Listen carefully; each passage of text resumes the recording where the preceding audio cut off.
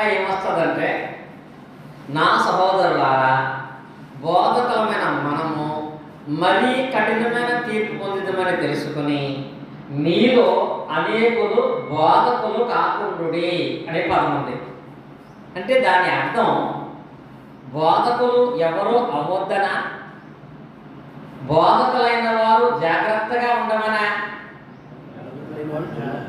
బోధకులకే చెప్తున్నాడు, కొత్తగా వచ్చేవాళ్ళం కాదు. నా సహోదరులారా, బోధకులమైన మనం, మీకు బోధకులమైన మనం అని చెప్పి దేవుడు బోధకులకు మరీ కఠినమైన తీర్పు తీరుస్తాడు కనుక అనేకులు బోధకులు కాకుండాడి అంటే అక్కడ జాగ్రత్తగా మీరు బోధించండి. బోధకుడు మరీ జాగ్రత్తగా ఉండాలనే విషయాన్ని అక్కడ తెలియపరుస్తున్నాడు. ఇంకా అర్థం అవ్వాలంటే, ఇప్పుడు రవి గారి ఇంటి ముందు కరెంటు స్తంభం ఉంది. సడన్గా నైటు మన అవంతా అక్కడ కూర్చుని ఉండగా రవి గారి ఇంట్లో కరెంటు పోయింది, ఇల్లంతా చీకటి అయిపోయింది. రవి గారి ఇంట్లో చీకటి వచ్చేసింది. ఆ ఇంట్లోకి వెలుగు తీసుకురావాలి అని అందరికి ఉంటుంది. కానీ కరెంట్ లైన్ మీద వచ్చి అన్నాడు, అందరూ కరెంటు స్తంభం ఎక్కొద్దు అన్నాడు. అంటే దాని అర్థం ఎవడూ కరెంటు స్తంభం ఎక్కొద్దనా? ఎద్దనా? అందరూ ఎక్కొద్దంటే ఎవడ పడితే వాడు ఎక్కితే ప్రమాదం జరుగుతుంది. దాన్ని ఎక్కాలనుకునేవాడు కొన్ని ప్రత్యేకత ఉంటుంది. దాన్ని ఎక్కేవాడు దాని గురించి తెలుసుకుని ఉండాలి, దాని గురించి నేర్చుకుని ఉండాలి. ఆ కరెంటు స్తంభం ఎక్కేవాడు దాని గురించి తెలియకుండా, దాని గురించి నేర్చుకోకుండా ఎక్కేసాడు అనుకో, ఒకటి పోతే ఆడైపోతాడు ముందు పట్టుకోని వైరు పట్టుకొని. రెండు, వాడు కలపకూడనటువంటి వైరు కలిపేశాడు అనుకో, ఇంట్లో ఉన్న ఫీజులన్నీ పోతాయి. టోటల్గా కొంతసేపు చీకటేమో పర్మనెంట్గా చీకటి అయిపోద్ది. ఎవరిల్లు? రవి గారి ఇల్లు.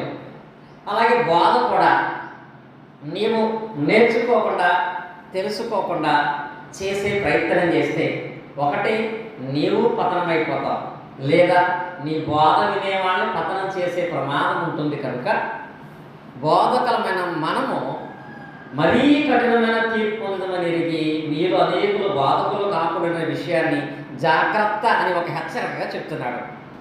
అలా చెప్పినటువంటి ఆ వచనంలో ఉన్న సందర్భాన్ని బట్టి 4 విషయాలు మీతో నేను పంచుకుంటాను. బోధకుడు అనేటువంటి ఈ పాఠంలో 4 పాయింట్లు నేర్చుకుంటాం మనం. ఒకటి, బోధకుడు అంటే ఏంటి? 2, బోధ ఎలా చేయాలి?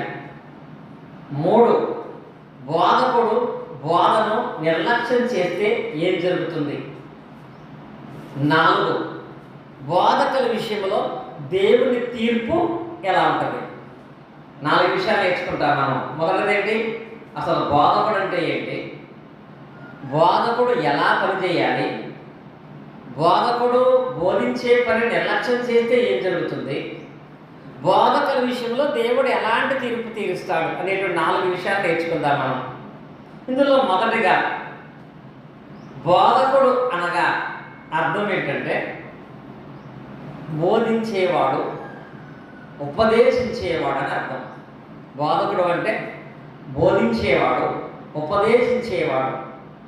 తెలుగులో బోధకులమైన మనము అని ఉంటుంది బైబిల్లో. ఇంగ్లీష్లో మాస్టర్స్ అంటాడు. అక్కడ ఏమంటాడా? మాస్టర్స్ అని ఉంటుంది ఇంగ్లీష్ బైబిల్లో. మాస్టర్ అంటే ఏంటి? ఆయన కూడా ఉపదేశించేవాడు, ఒక టీచర్. నిజంగా మన టీంలో రాజ్ కుమార్ టీచర్ గారు, యశోత్తర్ గారు టీచర్ గారు అనుకుంటామేమో. చెప్పాలంటే అందరూ ఎవరెక్కడ? అందరూ మాస్టర్సే, అందరూ టీచర్స్గానే ఉన్నారు. అందరూ టీచర్స్గా ఇంగ్లీష్లో చెప్పుకుంటే బోధకులుగా ఉన్నాం అనుకుంటున్నాము కదా. ఈ బోధకుడు అనే విషయంలో బోధకుడును అని మనం చెప్పుకుంటున్నామా? బోధకుడు అని మనుషులు మనం అంటున్నారా? ఏ స్థాయిలో ఉన్నాం? నేను బోధకుడిని అని చెప్పుకునే స్థాయిలో ఉన్నామా? ఈయన బోధకుడు అని చెప్పే స్థాయిలో మనం ఉన్నామా? ఏ స్థాయిలో మనం ఉన్నాం? చాలామంది నేను బోధకుడిని అని చెప్పే స్థాయిలోనే ఉన్నారు తప్ప ఈయన బోధకుడు అని చెప్పించుకునే స్థాయికి వెళ్ళట్లేదు. గల కారణం ఏంటో తెలుసా? ఇప్పుడు ఉదాహరణకి ఒక వ్యక్తి ఈ పని చేస్తాడు అని నిర్ధారించడానికి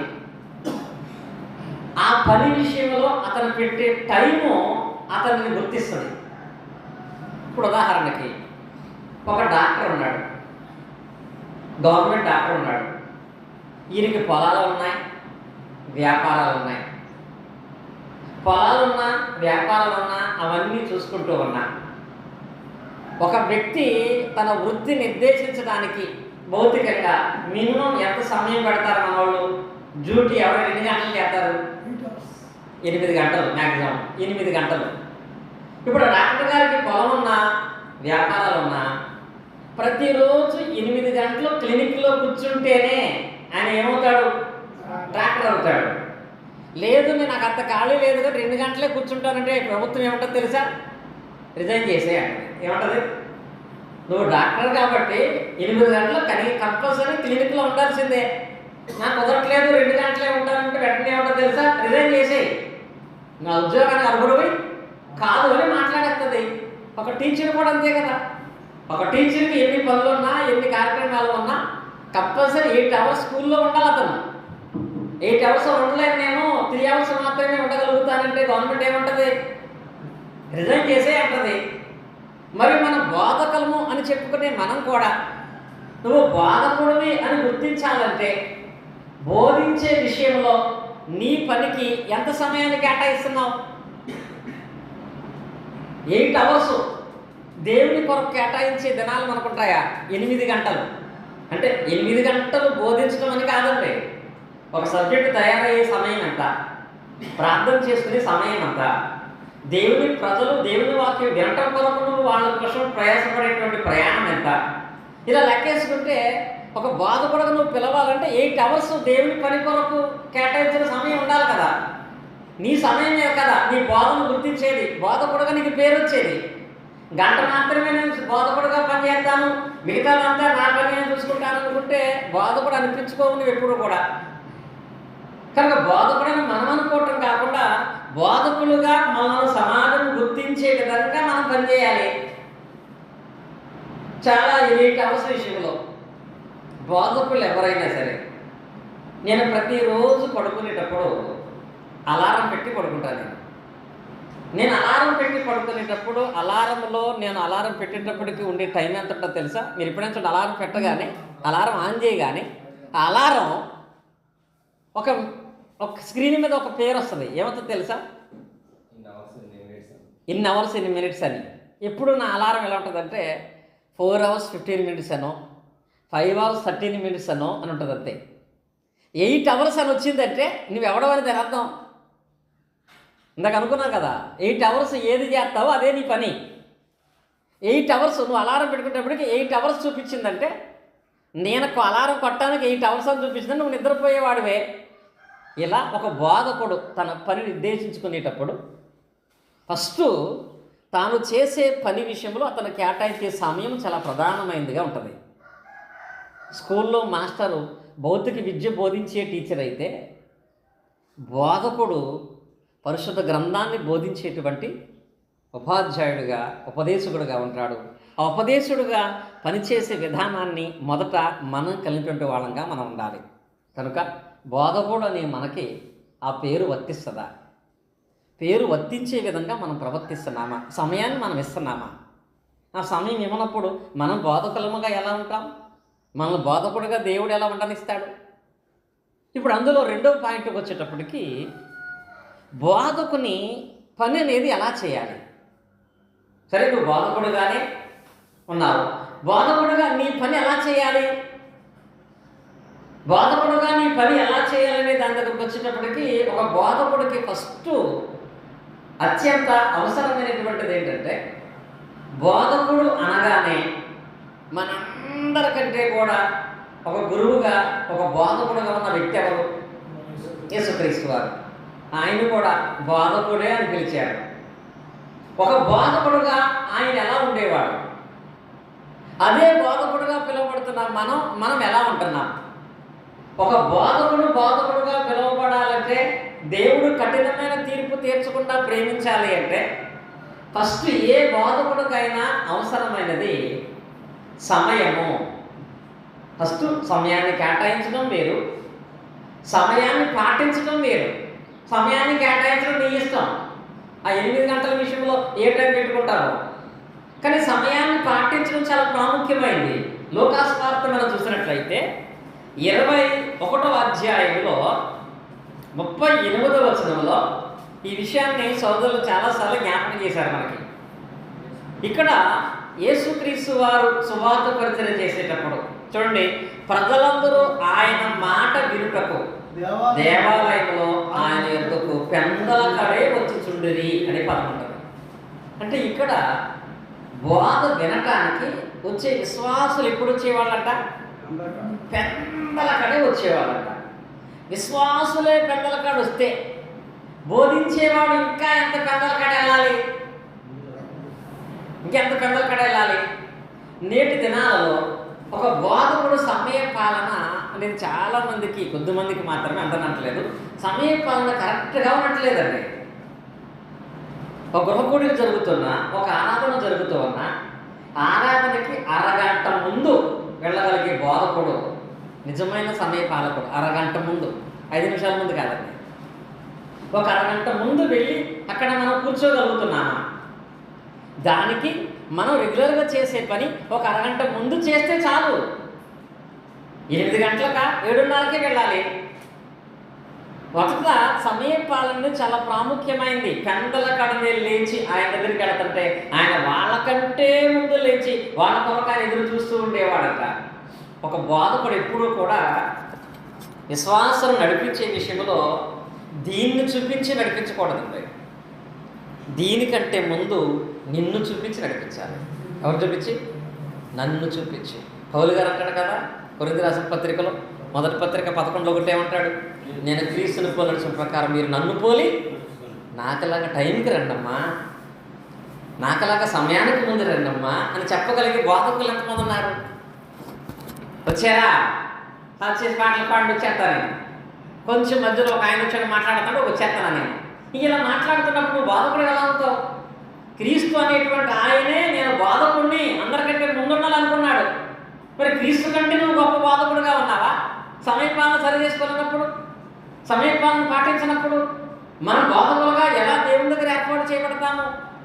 ఇలా ఎందుకు చెప్తున్నారంటే బోధకులుగా మనం మాత్రమే ఉన్నాం కాబట్టి ఈ మాటలు సంఘం ముందు మనం మాట్లాడుకోకూడదు.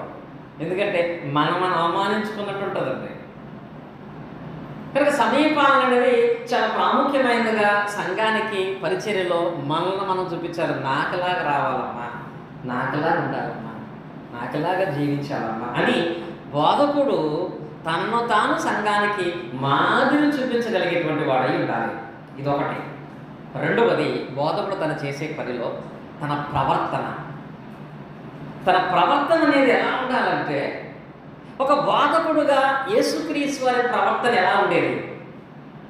యోహాను సువార్త మనం చదువుకున్నట్లయితే 13వ అధ్యాయంలో 12 నుండి 15 వచనాలు మనం చదువుకున్నట్లయితే ఈ సందర్భం మనందరికీ తెలుసు.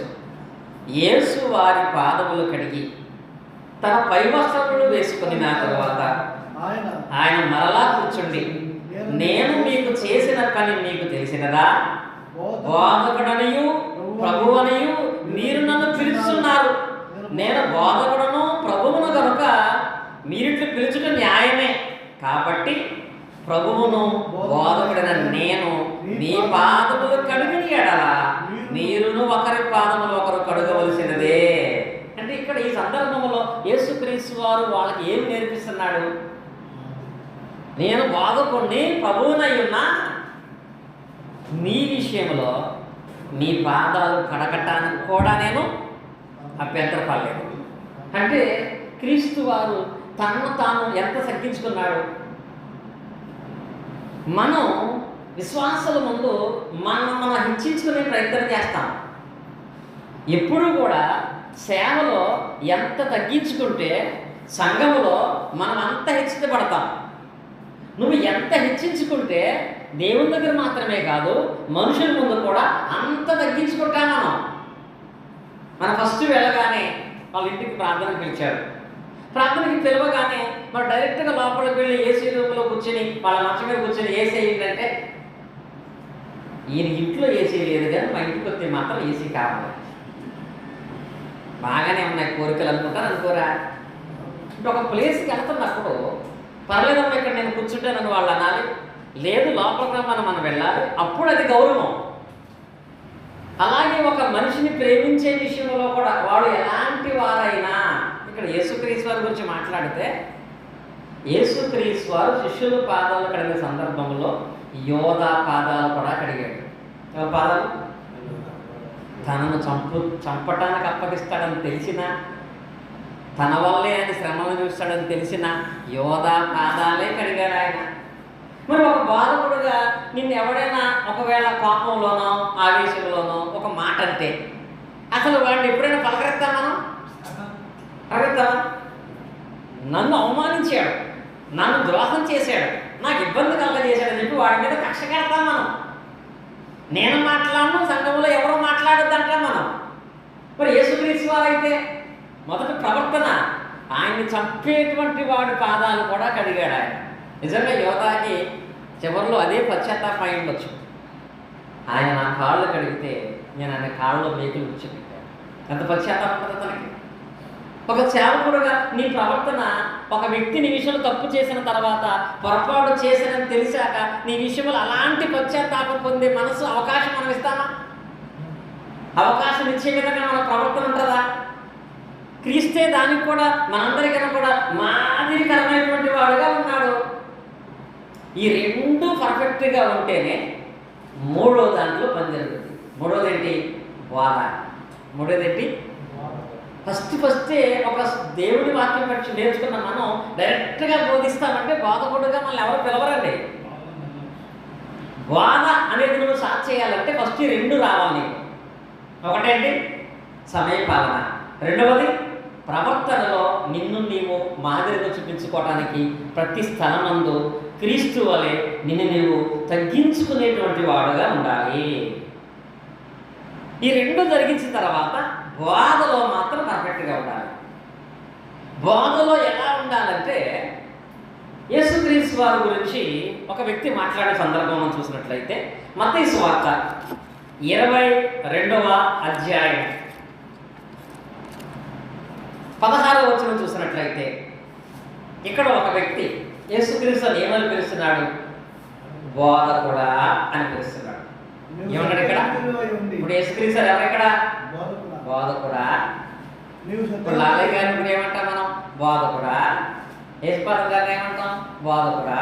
నిజమే, నువ్వు బోధకుడు అయితే నీ గురించి ఈ బోధకుడు గురించి మాట్లాడినట్టుగా మాట్లాడతారా?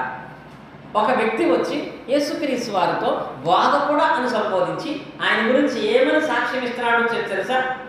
నీవు సత్యవంతుడు అయ్యుండి దేవుని మార్గమును సత్యముగా బోధించున్నావనియు, నీవు ఎవరినీ లక్ష్య పెట్టవనియు, మోమాటము లేని వాడవనియు ఎరుగుతును.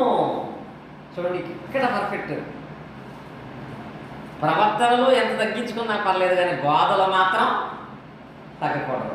ఇక్కడ ఒక వ్యక్తి వచ్చి అన్నాడు, అయ్యా నువ్వు బోధకుడివి, అసలు నీ బోధలు ఎలా ఉంటాయంటే సత్య ప్రకారంగా ఉంటాయి, ఎవరినీ లక్ష్య పెట్టక ఎలా బోధిస్తావంట?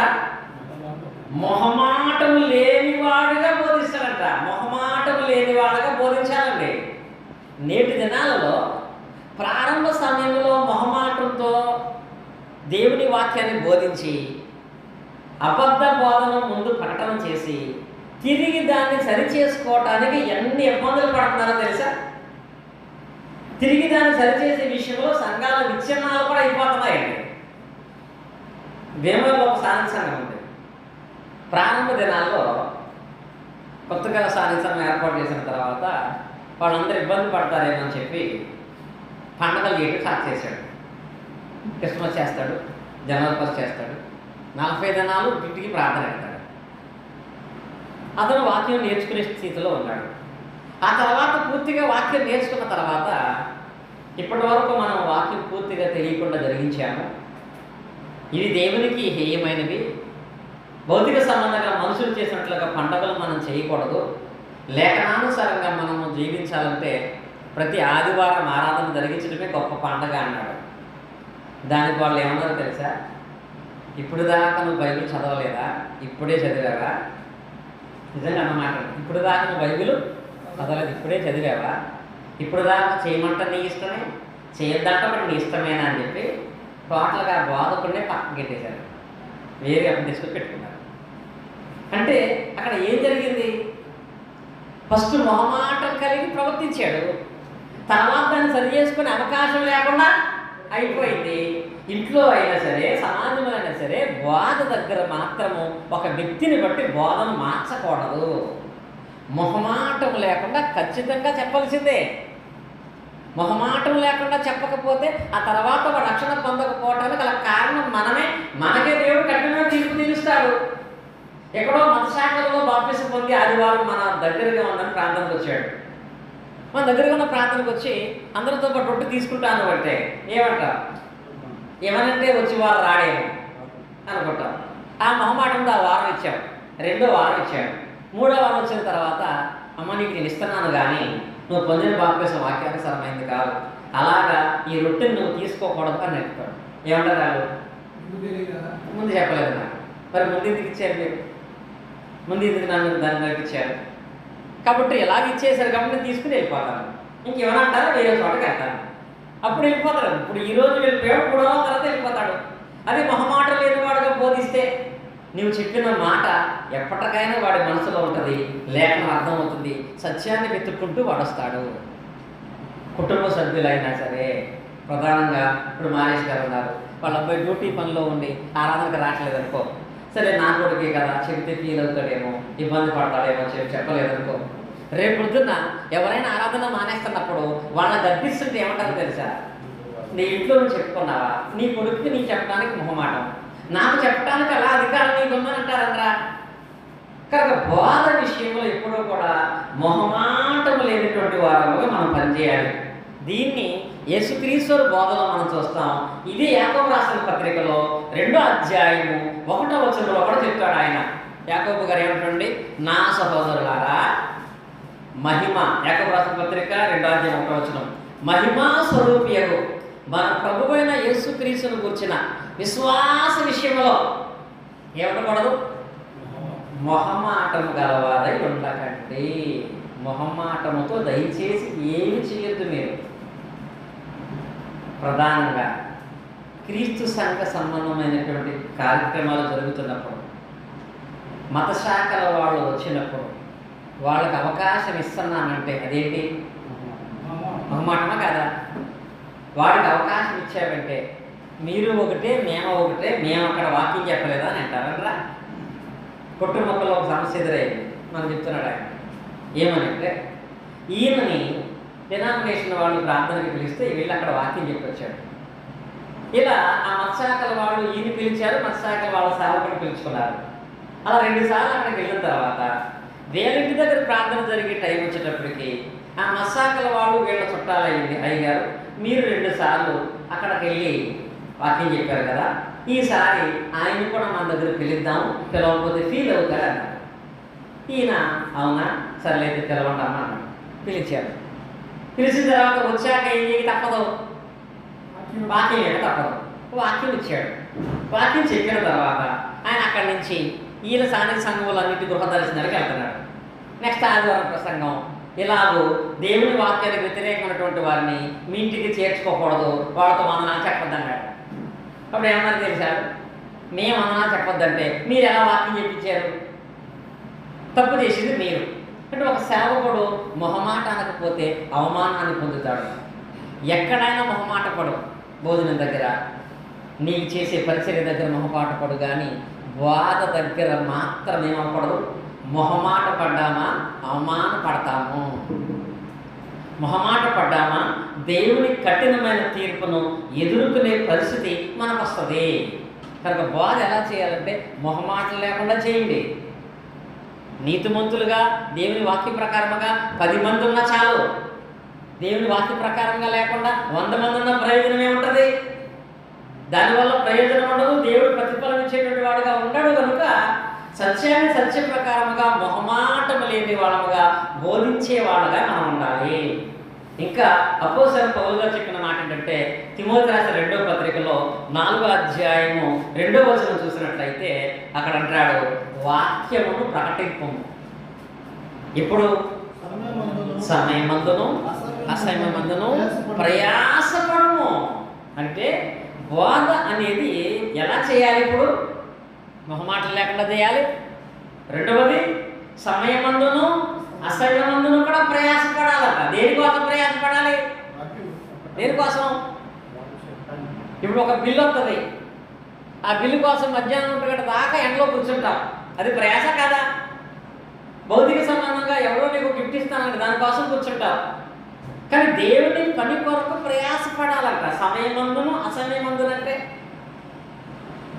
పరిస్థితులు అనుకూలంగా ఉన్నా అనుకూలంగా లేకపోయినా దేవుని వాక్యము చెప్పే అవకాశం వస్తే వీళ్ళు అక్కడ ప్రకటన చేయవలసిందే. అర్థవాడు చెప్తున్న నా గురించి కాదు. మొన్న మా చిన్నవాని కుటుంబం ఆరాధనలో మాకు ఆరాధనలు 3 జరుగుతాయి. పొద్దున్న మధ్యాహ్నం ఆరాధన జరిగించి వేరే ఒక గృహ కోరుకుంటే మళ్ళీ మధ్యాహ్నం అక్కడికి ఆ కుటుంబం దగ్గర భోజనం చేసి ప్రార్థన చేసి ఇంటికి 4కి వచ్చాను. మళ్ళీ మా దగ్గర 6కి ఆరాధన. ఆ టైంలో చిన్నవాడు కూలీలు వచ్చారు కొంతమంది. వాళ్ళు ఫోన్ చేయించారు, మేము దూర ప్రాంతానికి వచ్చామండి, ఆదివారం మాకు ప్రార్థన కావాలి, వచ్చి మాకు వాక్యం చెప్పాలన్నాడు. ఆల్రెడీ 4 దాకా ఎండలో తిరిగి ఉన్నాను. మళ్ళీ 2 గంటలు ఆరాధన స్టార్ట్ చేయాలి. ఆ టైంలో వాళ్ళు వాక్యం చెప్పాలని పిలిచారు. వాళ్ళు మన సాన్నిధ్యం కానీ మనకు పరిచయం లేనటువంటి వాళ్ళు. కానీ ఇప్పుడు వాళ్ళ దగ్గరికి వెళ్ళాలా వద్దా? ఎందుకు తెలుసా? అదే సమయం మీద అసమయం ఏంటంటే నీ శరీరం ఉత్సాహంగా ఉన్నా బలహీనంగా ఉన్నా, సమస్యలున్నా సంతోషంగా ఉన్నా, దేవుని పని వచ్చిందంటే పరిగెత్తుకు వెళ్ళిపోవాలండి. ఏం చేయాలి? ఏదో సినిమాలో డైలాగ్ అంటారు చూసారా, నువ్వు రావాలంటే ఏది వేసుకురావాలి, నేనైతే తీసుకొచ్చేస్తానని. సేవకుడు ఎప్పుడు కూడా వాక్యం అంటే బైబిల్ పట్టుకుని వెళ్ళిపోవాలంతే.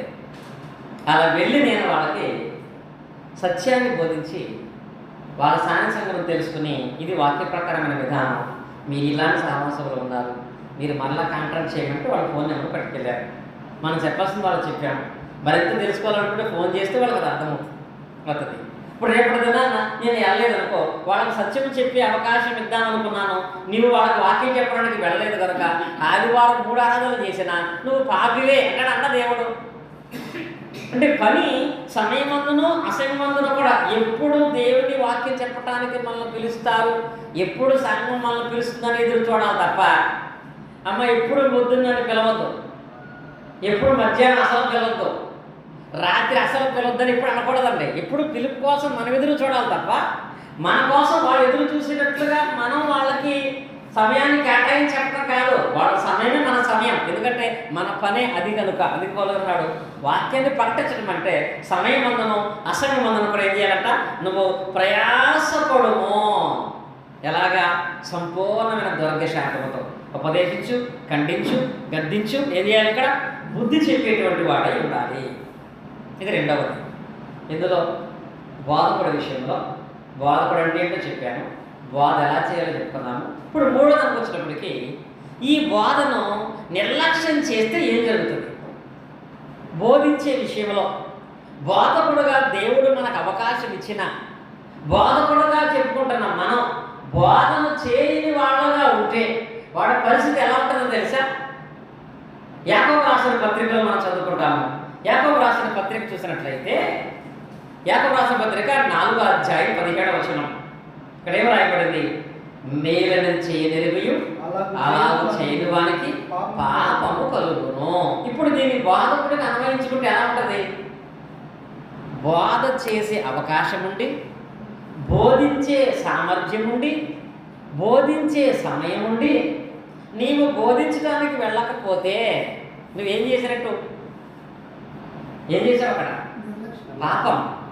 నిర్లక్ష్యం కూడా కాదండి, పాపమే. మేలని చేయనివి అలా చేయని వారికి పాపము కలుగును.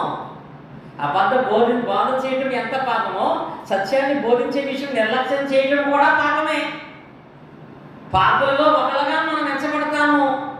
బోధన నిర్లక్ష్యం చేయటం కూడా పాపమే. ఈ పాపం ఎలాంటి పనిష్మెంట్ ఇస్తుందంటే, యేసుక్రీస్తు వారు ఒక ఉపమానం చెప్పారు. లూకాసు వార్తలోకి మనం వెళ్ళినట్లయితే లూకాసు వార్త 12వ అధ్యాయము 47, 48 వచనాలు మనం చదువుకున్నట్లయితే, లూకాసు వార్త 12వ అధ్యాయం 47, 48 వచనాలలో తన యజమానుని చిత్తం ఎరిగియుండియు సిద్ధపడక అతని చిత్తము చొప్పున జరిగింపక ఉండు దాసునికి అనేకమైన దెబ్బలు తగులు. ఇక్కడ ఈయన ఎవరు? ఇక్కడ అంటాడు, ఒక యజమానుడు ఒక దాసుడు పిలిచి, నీవు ఈ 50 మంది దాసులకు నాయకుడిగా ఉండమని పని అప్పచెప్పాడు. ఇప్పుడు ఏ పని అప్పచెప్పాడంటే, ఈ 50 మందికి కావలసిన ఆహారం వాళ్ళకి సిద్ధపాటు చెయ్యి, వాళ్ళు ఏం అడుగుతారో తగిన సమయంలో వాళ్ళకి అందించమని చెప్పి నిర్ణయించాడు. ఇప్పుడు ఒక దాసుడిగా ఇతని పని వాళ్ళకి ఏం చేయమని తండ్రి చెప్పాడో దాన్నే చేయటం. ఇప్పుడు ఈ దాసుడికి ఎక్కువ దెబ్బలు తగిలినాయంట. ఎందుకని? తెలియక చేయలేదా, తెలిసి చేయలేదా? ఇక్కడ పదం చూసారా? యజమాని చిత్తం ఎరిగి ఉండియు. ఏంటి అక్కడ? యజమాని చిత్తం ఎరిగి తెలిసి కూడా.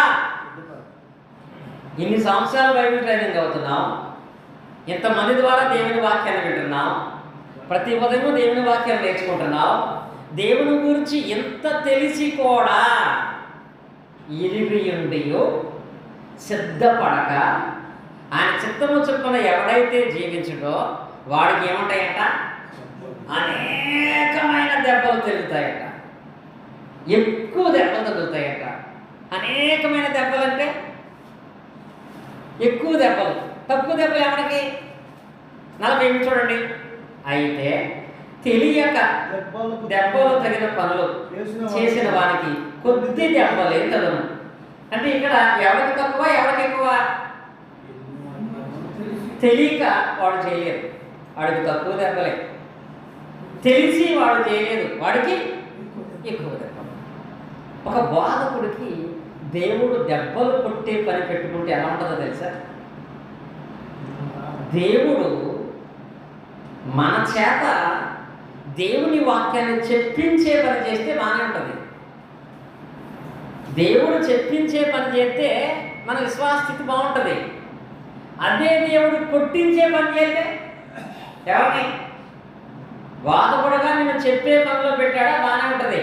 చెప్పే పనిలో నువ్వు సరిగా లేకపోతే దేవుడు కొట్టించే పని చేస్తాడు. కొట్టించే పని ఎలా ఉంటుందో తెలుసా?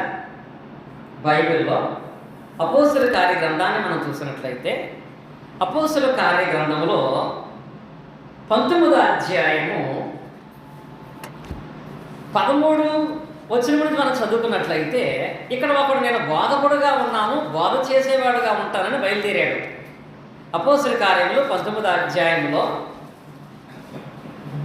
13వ వచనంలో, అప్పుడు దేశ సంచారకులు మాంత్రికులైన కొందరు యూదులు పౌలు ప్రకటించిన యేసు తోడని మిమ్మల్ని ఉచ్చాటన చేయించున్నామన్న మాట చెప్పి దయ్యములు పట్టిన మీద ప్రభువైన యేసు నామమున ఉచ్చరించుటకు పూనుకున్నది.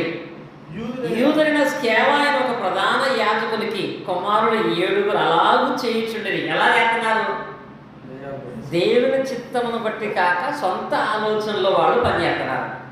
ఎప్పుడైతే సొంతగా దేవుని చిత్తాన్ని వ్యతిరేకించిన వారుగా పనిచేసేటువంటి వారుగా ఉన్నారో, ఇక్కడ బాధకులము అని చెప్పుకొని పనిచేసే వాళ్ళను కొట్టింది ఎవరక్కడ? ఎవరితో కొట్టించాడు? ఎవరితో అండి? దెయ్యం కొట్టిందండి. ఎంతకంటే అవమానం ఏముంది అక్కడ? బాధకుని దెయ్యం కొట్టింది. ఇంకా మరొక భాషలో చెప్పాలంటే గొడ్డ లోడ తీసి కొట్టింది. తెలుసా? అక్కడ ఉన్న పదం ఉంటుంది కదా, ఏంటక్కడ చదవండి పని? వారు దిగంబరులై. ఒక బాధపడని చెప్పుకునేవాడికి ఎంతకంటే అవమానం ఉంటుందా? దయ్యాలతో దేవుడు కొట్టించడంటే ఎంతకంటే ధ్యానమైన పరిస్థితి ఏమి ఉంటుందా? అంటే దేవుడు చెప్పించే పని చేసుకుంటాడే, కొట్టించే పని దేవుడు చేయడనుకుంటున్నారేమో. ఇక్కడ దేవుడు ఆ పని చేసి కూడా ఆయన పని చేయించుకోగలడు. ఏ పని చేసి? కొట్టించే పని చేసి కూడా ఆయన పని చేసుకుంటాడో తెలుసా? దేవునికి మహిమ నువ్వు చెబితేనే వస్తుంది అనుకుంటావేమో. నేను కొట్టినా దేవునికి మహిమ వచ్చేది. ఇక్కడ ఈ వాక్య భాగంలో మీరు చూడండి, 16వ వచనంలో ఆ దయ్యం పట్టిన వాడు ఎగిరి వారి మీద పడి వారిలో ఇద్దరు లొంగదీసి గెలిచాను. అందుచేత వారు దిగంబరులై గాయములు తగిలి ఆయన నుండి పారిపోయి. ఈ సంగతి, ఏ సంగతి? వాదనను చెప్పుకునేవాడిని దెయ్యము బట్టలోడదీసి మరీ కొట్టింది.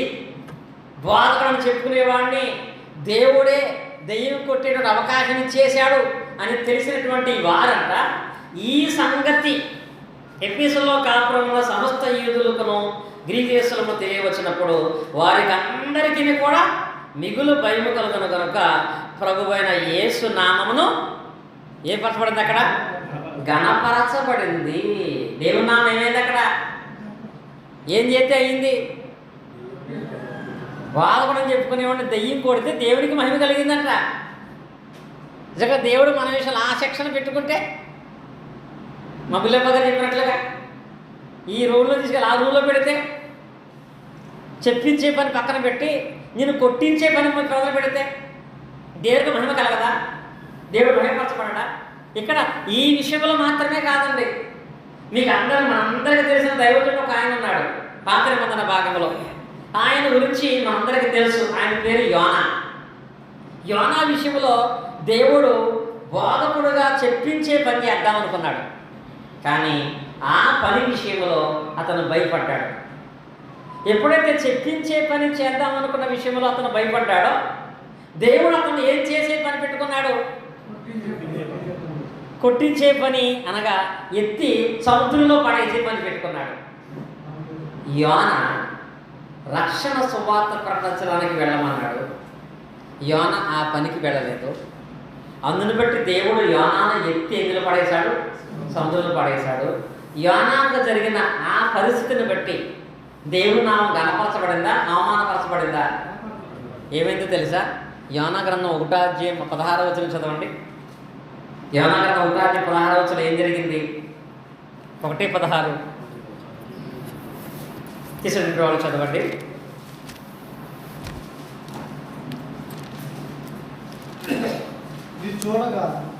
ఇది చూడగా ఆ మనుషులు యెహోవాకు మిగుల భయపడి. ఎప్పుడైతే యోనాను ఎత్తి సముద్రంలో పడేశారో, ఈయన ఎప్పుడైతే అందులో పడేశారో వీళ్ళందరికీ భయం వేసిందంట. ఎవరందరికీ? వాడలో ఉన్న వాళ్ళందరూ కూడా యెహోవాకు మిక్కిలి భయపడి, వాళ్ళందరూ ఆయా దేవుడు పూజించేవాళ్ళండి. ఆయా దేవుడు పూజించేటువంటి వాళ్ళకు ఉన్న వాళ్ళందరూ యెహోవా దేవునికి భయపడి, యెహోవా దేవునికి వాళ్ళందరూ ఎప్పుడే వెంటనే ఏం చేశారంట? బలి అర్పించి మొక్కుబడి చేశారంట. ఏం చేస్తే? ఒక బాధకుడుగా బాధ చేస్తేనే దేవుని పని జరుగుతుంది అనుకుంటారేమో. దేవుడు నిన్ను కొట్టించి, దేవుడు నిన్ను పడగొట్టి, దేవుడిని నెట్టేసి కూడా తను పని చేయించుకోగలదో తెలుసా? అది ఎలా ఉంటుందో తెలుసా? చాలా సందర్భాల్లో వింటూ ఉంటారు మీరు.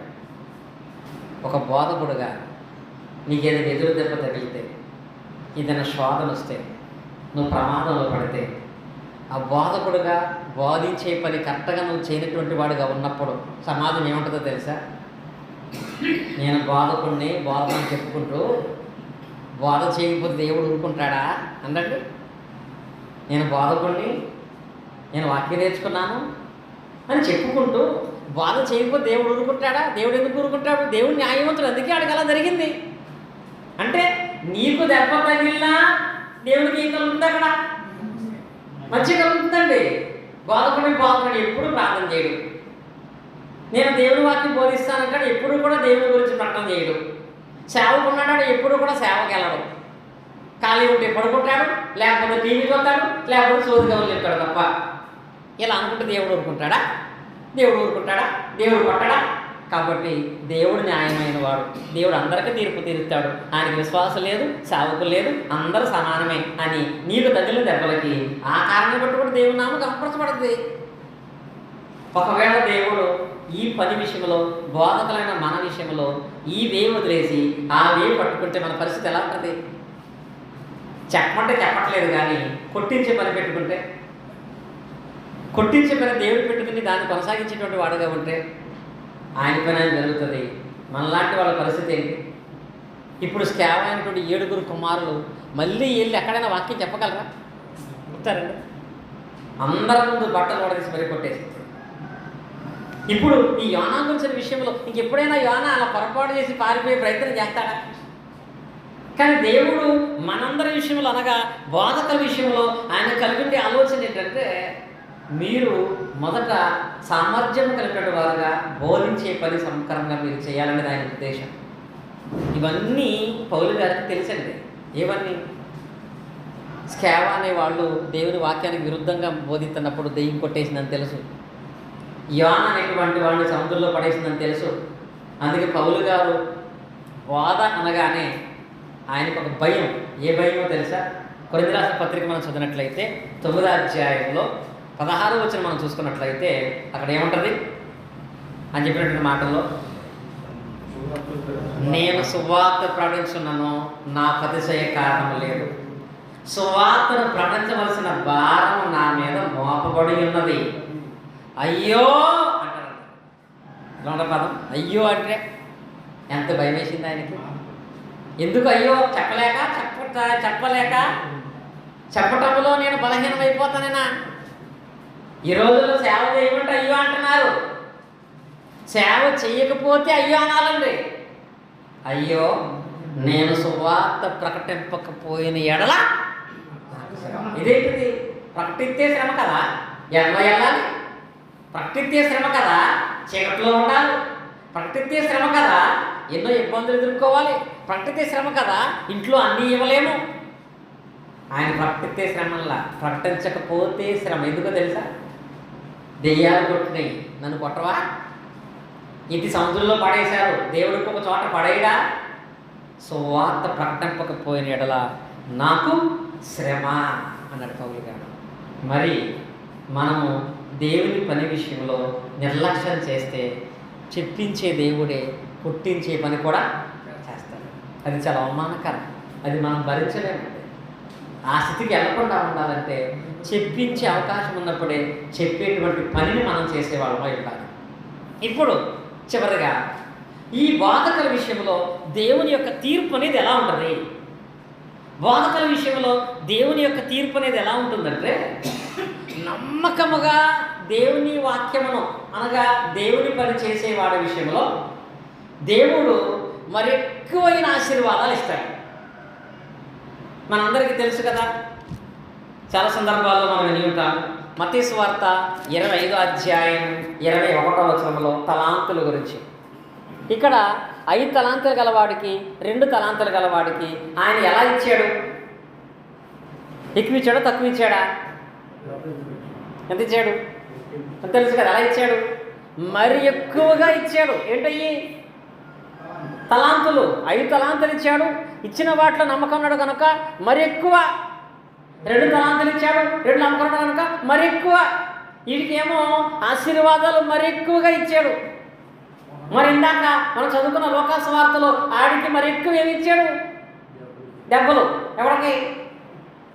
యజమానుల చిత్తం ఎరిగి కూడా ఆ చిత్త ప్రకారముగా జరిగించిన వాడికేమో మరి ఎక్కువైన దెబ్బలు. ఆయన చిత్తం ఎరిగి ఆయన చిత్త ప్రకారంగా జీవించిన వాడికేమో మరి ఎక్కువైన ఆశీర్వాదాలు. ఏదైనా ఎక్కువే మనకి. ఏది? దెబ్బలైనా ఎక్కువే, ఆశీర్వాదాలైనా ఎక్కువే. కానీ ఏది పొందుకునే విధానంలో ఒక బోధకులుగా మనము ప్రవర్తిస్తున్నామనే దానిని ప్రధానంగా ఆలోచించేటువంటి వాళ్ళగా మనం ఉండాలి. అది ఆలోచించాలి అనే యాకోబు పత్రికలో 3వ అధ్యాయం 1వ వచనంలో ఆ ప్రస్తావన తీసుకొచ్చాడు ఆయన. ఏంటో తెలుసా? నా సహోదరులారా, బోధకమైన మనము మరీ కఠినమైన తీర్పు పొందుదుమని ఎరిగి అంటాడు. మరీ కఠినమైన తీర్పు అంటే విశ్వాస తీర్పు వేరు, బోధకుడు తీర్పు వేరు. ఒక విశ్వాసి దేవుని వాక్యం నేర్చుకున్న తర్వాత అందరికీ దేవుని వాక్యం ప్రకటన చేస్తుంటే ఏమవుతాడు? బోధకుడు అవుతాడు. విశ్వాస నుంచి బోధకుడు అవటం 2వ కేటగిరీకి వెళ్తాం. 2వ కేటగిరీ ఏంటంటే బోధకుడు బోధలో నిర్లక్ష్యంగా ఉంటే బోధకుడు అర్హత మాత్రమే కాదు, ఏం పోగొట్టుకుంటాడు? ఒక విశ్వాసి అర్హత కూడా పోతనేకో. వాడు ఎంత కఠినమైన బాధ అనుభవిస్తాడు అంటే, చివరిగా చూడండి, లోకాసు వార్తలో 12వ అధ్యాయం మనం చూసినట్లయితే 46వ వచనంలో ఇక్కడ వాడికి విధించినటువంటి దండన గురించి మనం మాట్లాడుకుంటాం. వాడు కనిపెట్టని దినములలో, ఎరుగని గడియలలో ఆ దాసుని యజమానుడు వచ్చి వారిని నరికించి అపనమ్మకస్తులతో వారికి పాలు నియమించెను. ఈ పదంలో గొప్ప అర్థం ఉందండి.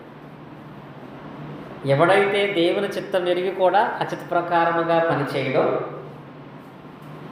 వాడి విషయమై వాడు అనుకోని టైంలో యజమానుడు వస్తాడంట. అనుకోని టైంలో ఎంక్వైరీకి వస్తాడు. అనుకోని టైంలో రావటం అంటే క్రీస్తు రాకడే కాదండి.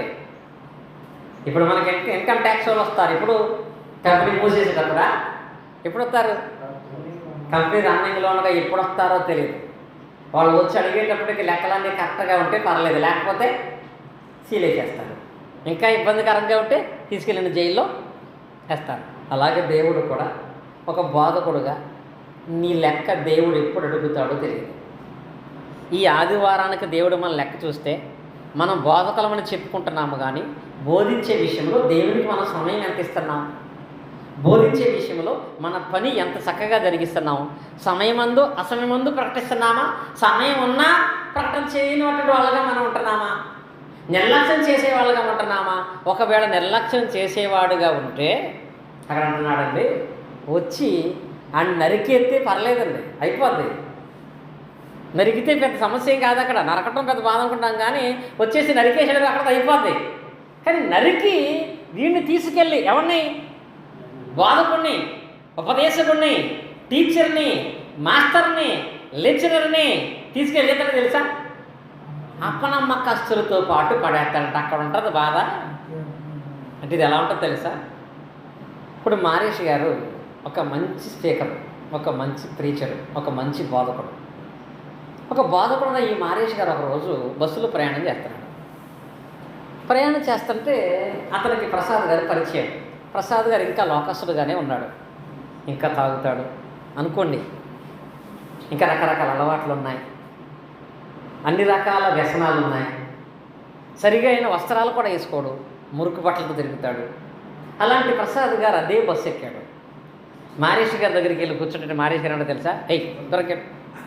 నువ్వెవరు, నేనెవరు, అసలు నీ స్థాయి నా స్థాయి ఏంటి? నేను సేవకుడు, నేను బోధకుడు, నేను పరిశుద్ధుని, నీ బ్రతికేంటి? నువ్వు అటు ఇలా దూరంగా నుంచాలి. సరే ప్రసాద్ గారు దూరంగా నుంచున్నాడు. మళ్ళీ అన్నాడు, నువ్వు అక్కడ గాలి ముందు నుంచున్నా, నీ వాసన నా పక్కన భరించలేకపోతున్నాను, నువ్వు మర్యాదగా ఆ చివరికి వెళ్ళి ఉంటా ఉండవా అని చెప్పాడు. ప్రసాద్ గారు, నీకు పాన్లే, ఒక బోధకుడు కదా, పాన్లే పరిశుద్ధుడు అంటున్నాడు కదా, దేవుని సేవకుడు కదా అని చెప్పి ప్రసాద్ గారు దూరంగా వెళ్ళిపోయి తర్వాత దిగిపోయాడు.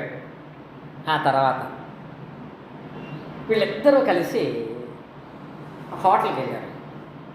ఆ హోటల్లో మేనేజ్మెంట్ ఏం చేసిందంటే ఇద్దరికి ఒకే రూమ్ ఇచ్చింది.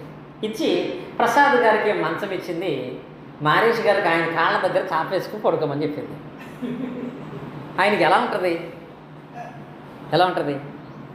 నేను వచ్చి పనికి మాలిన వాడు, ఎందుకు పనికిరాని వాడు, అన్ని వ్యసనాలు ఉన్నవాడు, అపరిశుద్ధుడు, శుభ్రం లేనివాడని ఎవరిని తిట్టాడో ఆయన కాళ్ళ దగ్గర ఈయన పడుకున్నప్పుడు ఎలా ఉంటుందో తెలుసా? ఒక బోధకుడుగా నీ బోధ సరైంది కాకపోతే ఎవరినైతే మంచి మార్గంలో లేరని, ఎవరైతే లోకంలో ఉన్నారని, ఎవరైతే వ్యభిచారం చేస్తున్నారని, ఎవరికి అసహ్యమైన కార్యాలు చేస్తున్నారని వారిని ఏలెత్తి చూపించి నువ్వు నరకాలకు వెళ్ళిపోతావు అన్నావో వాళ్ళ కాళ్ళ దగ్గర ఉంటావు వెళ్ళి నువ్వు. అప్పుడు ఎలా ఉంటుందో తెలుసా? ప్రసాద్ గారు ఆ పూట పడుకుంటాడేమో, జీవితాంతం అక్కడే పడుకోవాలి మారేష్ గారు. ఎక్కడ? నరకములో. ఆ బాధ ఎలా ఉంటుందో తెలుసా? ఈయన ఎలా ఉంటాడో తెలుసా? ఏమంటాడో తెలుసా? నేను పరిశుద్ధుని అన్నావు, ఒక బోధకుడిని అన్నావు, సంవారం క్లాసుకి వెళ్ళిపోతున్నాను అన్నావు, 2 సంవత్సరాలు ట్రైనింగ్ చేశాను అంటున్నావు, దేవుని దయ వల్ల సహాయం పొందుకుంటున్నావు, మరి నువ్వెందుకు వచ్చావు ఇక్కడికి? అసలు నాకు ఈ అగ్నిగుండంలో బాధ కంటే ఈ బాధ ఎక్కువైపోయింది అంటాడు. ఎవడ బాధ? ఆ బాధ పడకుండా ఉండాలని యాకోబు గారు చెప్తున్నాడు. బోధకులమైన మనము మరీ కఠినమైన తీర్పు పొందకుండా ఉండాలంటే ఈ బోధకుడు అంటే ఏంటో మనకు తెలియాలి, బోధా విధానంలో ఎలా బోధించాలో తెలియాలి, బోధన నిర్లక్ష్యం చేస్తే ఎలా ఉంటుందో తెలియాలి, బోధకులకు దేవుడు ఎలాంటి తీర్పు తీరుస్తాడనే విషయం కూడా మనము తెలుసుకున్నటువంటి వాళ్ళంగా ఉండాలి. అలా తెలుసుకుని దేవుని ఎదుట బలా నమ్మకమైన మంచి దాసులుగా పనిచేద్దాం, సంఘంగా అభివృద్ధి చేద్దాం. దేవుడు మన కుటుంబాన్ని ఆశీర్వదిస్తాడు. దేవుడు ఈ మాటలు మంద హృదయాల్లో ఫలించాను కాక ఆమె ఆసక్తిగా మీ అందరికీ కూడా క్రీస్తునామమున తెలియజేస్తాను.